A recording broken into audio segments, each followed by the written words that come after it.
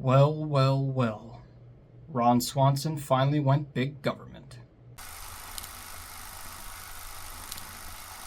Welcome back to the channel, everybody. Today our movie in the middle is Civil War. Civil War is the harrowing depiction of what a second civil war in modern-day America would look like through the eyes of four journalists documenting the whole thing with heartbreaking impartiality. It stars Kirsten Dunst, Wagner, Moura, Cailee, Spaeny, McKinley, Henderson, Jesse Plemons, and Nick Offerman. So Civil War just came out and apparently is A24's first box office, #1 success in theaters, which is hard to believe, but I guess it's possible. And not only that, but it is directed by Alex Garland, who did Ex Machina, Annihilation, and Men, and this is, quote-unquote, his last movie, although he is working on another one called Warfare right now. But for all intents and purposes, this is his last movie. He says he's kind of tired of filmmaking, and it doesn't exist in a vacuum. He can't really have a life outside of it, which is very valid. But even then, his portfolio is already better than so many other directors who have 10 movies under their belt. And to make this his last movie, theoretically, is a bold choice to do this one. To put this movie out in America in 2024, an election year, is a choice. And I thought going into the movie, this is going to have to offend someone, right? And weirdly enough, it kind of doesn't. It is pretty neutral. And I will talk about whether that's a good or bad thing in a moment. But before we get into that, the highs of the movie, starting with the acting. This is obviously a very acting-based movie because it's a lot of emotion, a lot of serious, heavy moments, and Kirsten Dunst. I have never been a big Kirsten Dunst person, not for any particular reason, just because I don't really, watch a lot of stuff that she's in, and the roles that she has I'm not usually too interested in, and the ones that she does have, well... This isn't about you. This is about me. Don't give me the horse thing. But in this one, she does so well, playing this journalist who is calloused, who has seen everything, and obviously has been affected by it, and has trauma from it, but she continues to do the job. She has been through so much that she's kind of desensitized to it, and she's kind of given up hope in journalism and probably in people in general. Wagner Moura, I've never seen him in anything. He plays the associate journalist to Kirsten Dunst's character, and again, he did an amazing job as well. He kind of does the opposite of her, where she's very serious about everything. He kind of tries to make lightheartedness out of it. He kind of tries to make it like this is his passion, and obviously it's horrible. I don't know, I guess it's it's a coping mechanism. He finds the excitement, the rush in it, and yet later in the movie, there's moments where I thought, we need to get this one reaction from this guy. I just need them to do it so we can express what we have just felt in this movie. And then there's an amazing scene when he does. It's so good. Cailee Spaeny. I have not yet seen Priscilla, and now I must because I adore her. She was incredible. She plays kind of the foil of Kirsten Dunst, like I was talking about, because she plays the young journalist, the one just getting into it. And this is really the first big thing that she's covering. And they bring her along, reluctantly, but they do. And she's exposed to all this for the first time, and it's horrifying, and we see it through her lens. And not only that, but bringing in somebody who was younger gives it another element of danger and threat, because obviously this is almost a kid at this point. McKinley Henderson plays, again, sort of the opposite of that, because he is the much, much older journalist. I mean, he's old. That's the thing that's his thing in this movie, is that he's old, she's young. And it brings, again, another element of danger, because he comes along with them, but will he be able to flee in time if gunfire starts happening, shooting over their heads or something? I mean, this is kind of his swan song of big events he's going to cover. So he wants to come on this journey, but they're a little afraid of it. And he offers so much wisdom and insight. He was kind of that caring, cool-headed character that kept you balanced. And Jesse Plemons, oh my God. This man was brought on days before the shoot because the original actor supposed to play his character dropped out for some reason, and I'm very curious to see who that was going to be. If you know anything about Jesse Plemons, you know that this movie is instantly better because of him. And I will just say this, and I'll get to this in a moment, but this scene, the single scene that he is in, is one of the scariest things that I have seen in a long time.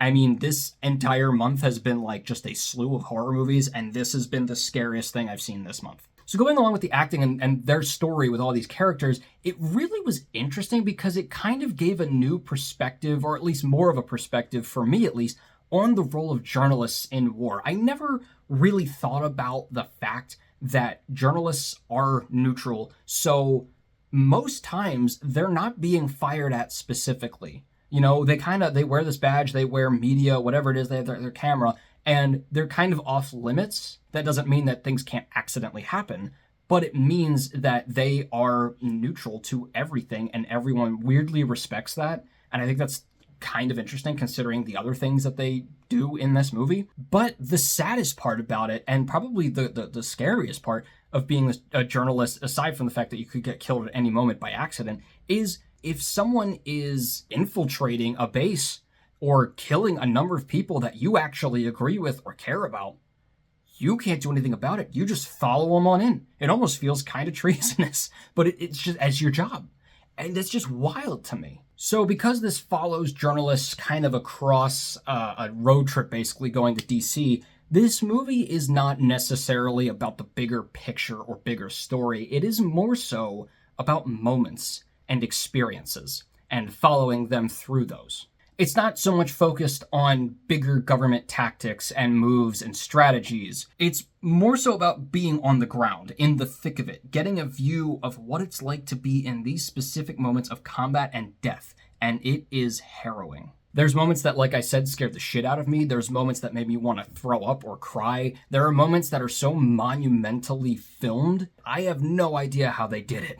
I mean, you know a movie is good when you know what's coming, you've seen it 1,000 times, you're probably desensitized to it by this point, and yet it still affects you. And what really serves these moments to make them that much more powerful, aside from the acting, is the visuals and the sound. They really solidify why these moments are so well done, because the camera work and sound are so loud and clear, shaky and chaotic. It is one of the most realistic and visceral portrayals of what it would be like to be in that actual moment. Not just watching a moment in a movie, but living in it. I mean, I would definitely say if you're going to see this in theaters, go see it in IMAX, because it's kind of like Dunkirk, how it was so loud, but that's what it would be like. Plus, I think they also did a really good job of making like the production design reflect this, with America, modern America specifically, kind of looking destroyed and almost post-apocalyptic in some areas. Like there was kind of that generic, like Walking Dead, thousands of cars just broken down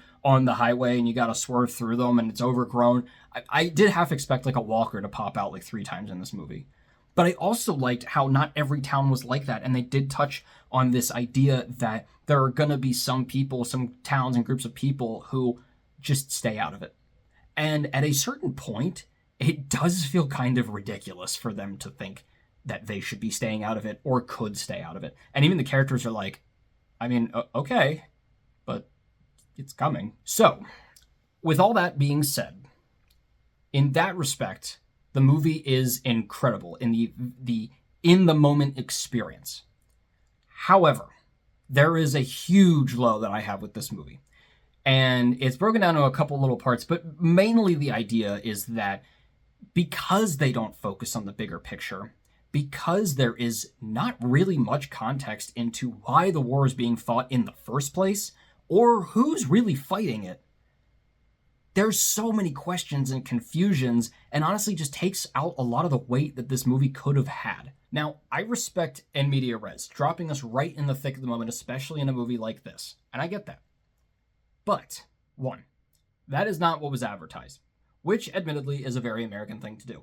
But they marketed this as a what-if scenario of if another civil war in our modern day politics and economics and everything would happen, and a lot of commentary that would come from that, a lot of implications, talking about the state of our country right now. We wanted probably a lot more of a bigger picture of what that would seem like, while also having the small moments. That's why I think that this would have done better as a miniseries, because then you could get both, which are both equally important. And 2, even if you didn't have that prior expectation or hype or preconceived notion of what the movie was going to be about. Without any of that, the movie is still confusing without the context because of how many factions there are. I would be surprised if they mentioned 2 out of the 4 factions once by name. So really, in almost no scene except for the end climax did I know which side was fighting which. Who was even there? It was more so just sort of generic soldiers fighting each other and the anthological stories that came from that, rather than we have an idea of who's on what side. And it took out a lot of the impact that those scenes could have had if we knew more of who was fighting who. Now, there are 2 crucial scenes, the Jesse Plemons scene and basically the entire end, where we kind of know like who the side is there. Other than that, no clue. No clue why they're fighting, what their beliefs are, what the motivation is, nothing.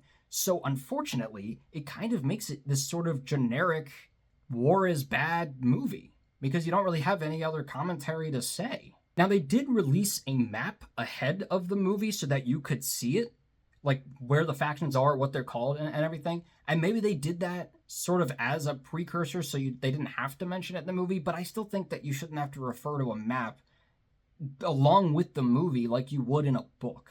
It just didn't make sense to me. I mean, and if you're going to do that, they may as well put then like something with that map at the beginning of the marketing that's just like, read this is the context of the war. But again, maybe they didn't want to do that because they didn't want to like single out any one group of people, and they were trying to make this more general war movie that just talks about vague sides rather than any one thing in America today. And along with that, it just does seem to end too soon. Technically, it is the end of the journalist story, sort of, because their goal where they were trying to get to, they got to it. So that is technically the end of that story. However, there's going to be more journaling after, and talking about the aftermath of everything, and we want to see that. Of course, again, if we see the aftermath, that would mean that they would have to have put in the before, and they didn't want to do any of that. It feels like they were trying to have this meaningful one line that implies a lot of things, but I feel like they think it implies more or means more than it actually did. So overall, I will say this. It takes a lot in a movie for me to not joke around with my brother while I'm watching it, or, make light of a moment of the movie's tension during the movie. In this one, about halfway through, I was silent the rest of the time. We both just could feel it wasn't the time to joke. Parts of this movie will stick with me for a long time because they are quite literally close to home. It's just so crazy to think that this could actually happen. That you could be in a situation where, because of someone's beliefs and what they think, to put it bluntly, that could be the end of your life right there. I totally believe that this could happen. It is happening in 2 separate places in the world. And that is scary as shit. That this could happen here, too. And it has sort of happened. So, while it does really suck that they didn't go more into actual details and they tried to keep it more neutral, which I still think then, why are we making this movie? I do think that there was an important reason to make it, especially right now, and it's very timely, because it's more of an experience movie, an emotion movie, of the feeling of actually being in that. And with the state of the world right now and where things are, I think that is almost more important. So I think this movie obviously does have a lot of merits, and I would say that it is not Alex Garland's worst movie, for sure. And in fact, it may end up being his most important one. I'm going to give Civil War a 2.5 out of 4. And because it is a lot of visuals and audio and more feels than actual story or a lot to say, I am also going to give it the Fish Tank Award. And while I'm at it, I actually kind of forgot to give a few other awards earlier on. I'm going to give Mad Max Fury Road the Fish Tank Award as well, for kind of the same reasons I gave Dune the Fish Tank Award. It has story, it has emotion, but the visuals are the huge parts of it.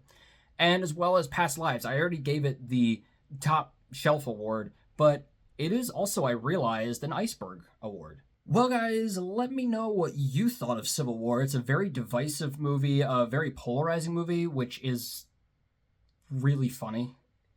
Now that I think about it. So let me know what you think in the comments below. Let me know what your ranking would be of all of Alex Garland's movies.